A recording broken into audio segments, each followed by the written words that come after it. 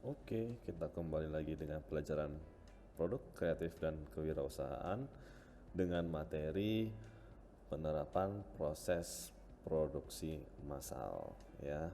Nah, kemarin sudah kita bahas ya sebagian tentang proses produksi massal pada perangkat keras ya. Contohnya yaitu chip pada komputer. Nah, jika kemarin sudah kita bahas setengah, nah saya akan coba untuk recap ya, refresh kembali mulai dari pasir ya, kemudian silikon cair. Nah, yang kemudian nanti silikon cairnya akan membentuk menjadi kristal silikon tunggal atau ingot ya.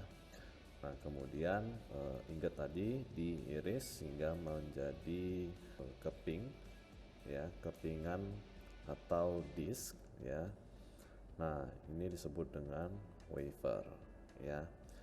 Nah, wafer itu kemudian diberikan yang namanya fotoresis ya. Nah, setelah itu baru diberi exposure ya, menggunakan sinar ultraviolet. Nah, kemudian untuk transistornya ya sama, akan diberlakukan exposure juga ya, dan dibersihkan fotoresisnya ya, kemudian diberlakukan yang namanya etching atau menggores. Nah, kemudian baru ini tampilan menghapus fotoresisnya ya. Nah, baru kemudian dipasang lagi fotoresisnya ya, baru kelihatan bentuk ya, dan ion-ion yang belum tertanam secara merata. Nah, baru kemudian ditanam lagi ion-ion yang tadi belum merata ya. Kemudian menghilangkan fotoresis kembali ya, baru kelihatan ini ya, ion-ionnya secara jelas, secara merata. Nah, baru transistor yang sudah siap ya, yang sudah di etching tadi bentuknya seperti ini ya, yang sudah dipotong ya, sudah dicetak. Nah, baru kita akan lanjutkan ke bagian electroplating ya. Nah, electroplating ini dimulai dari wafer yang awalnya yang sudah diletakkan ya ke suatu larutan sulfat atau tembaga ya, larutan sulfat tembaga. Nah, kemudian ion-ion dari tembaga ini ya kemudian ditanamkan ke atas transistor ya. Nah, ini disebut dengan yang namanya electroplating ya. Nah, berikutnya inilah dia tahapan setelah electroplating ya. Setelah dilapisi dengan tembaga ya, lewat tahap electroplating tadi, nah nanti hasilnya akan seperti ini ya. Nah, setelah itu baru masuk ke pemelesan ya, atau polishing ya. Nah, baru nanti masuk lagi ke lapisan logam ya. Nah, nanti gambarnya seperti ini ya, agak ribet karena ini merupakan jaringan ya, jaringan-jaringan yang terdapat dalam prosesornya ya. Nah, wafer ini diberi lapisan-lapisan metal ya, yang dibentuk untuk interkoneksi kabel ya, fungsinya seperti kabel. Nah, lanjut ya, kemudian masuk ke yang namanya testing wafer ya. Nah, di sini kita masuk ke dalam yang namanya percobaan atau testing, apakah wafer tersebut berfungsi apa tidak. Nah, kemudian kita lihat di sini ada jarum kecil ya. Nah, jarum ini nanti akan dimasukkan sesuai pola wafer ini ya. Nah, kemudian akan mendapat yang namanya respon dari chip tersebut. Nah, yang ini akan muncul nanti di monitor ya, hasil yang sudah dites ini ya muncul di monitor, dan kemudian akan dibandingkan dengan daftar atau standar yang sudah ditetapkan. Nah, Nah, berikutnya itu masuk ke pengirisan wafer. Nah, wafer ini diiris menjadi bagian-bagian yang disebut dengan die, ya, wafer slicing.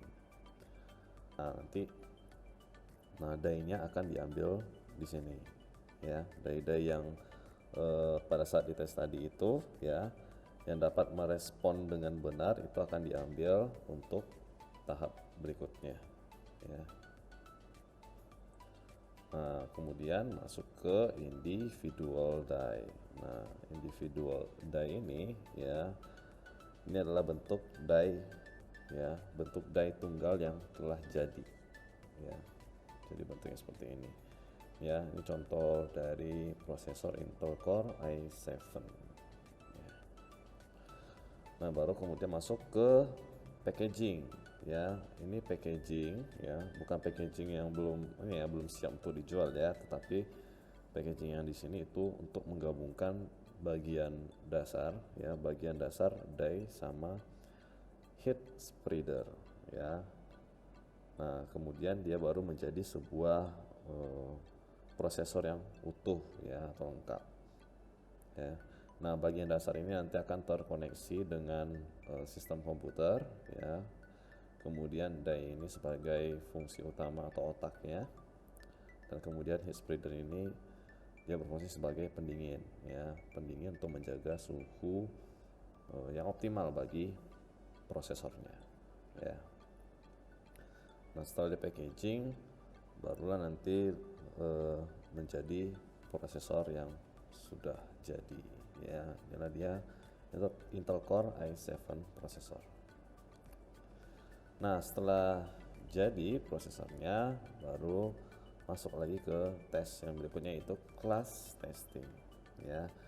Nah, yang dites atau diuji coba adalah kinerja prosesor secara keseluruhan, ya, mulai dari pemakaian daya hingga frekuensi maksimum, ya. Tes pemakaian daya, ya, dan frekuensi maksimum. Nah, baru kemudian masuk ke yang namanya binning, ya, binning. Jadi setelah dari hasil tes class testing tadi, ya, prosesor dengan kapabilitas yang sama itu akan dikumpulkan pada transporting trace, ya, transporting trace ini dia, ya, pada transporting trace yang sama pula, ya. Jadi yang memiliki kapabilitas atau kualitas yang sama dia akan masuk pada satu transporting trace yang sama, ya, contohnya seperti di gambar ini. Nah, baru proses terakhir dia akan masuk ke yang namanya retail packaging, ya, dimana sudah siap dan di packaging dalam kotak dan kemudian akan siap untuk dijual di pasaran, ya. Jadi itulah tadi bagaimana proses produksi sebuah chip komputer, ya. Sebenarnya sih ada yang lebih rumit lagi, ya, cuman ini hanya sebagian besarnya saja prosesnya, ya, karena sebenarnya berbagai perusahaan itu berbeda-beda, ada yang sangat panjang, ya, prosesnya, tapi yang ini kita ambil contoh sampelnya yang sederhananya saja. Oke. Nah, saya rasa itu dulu untuk pertemuan kali ini, ya. Kita akan bahas untuk materi selanjutnya di pertemuan berikutnya. Oke. Terima kasih.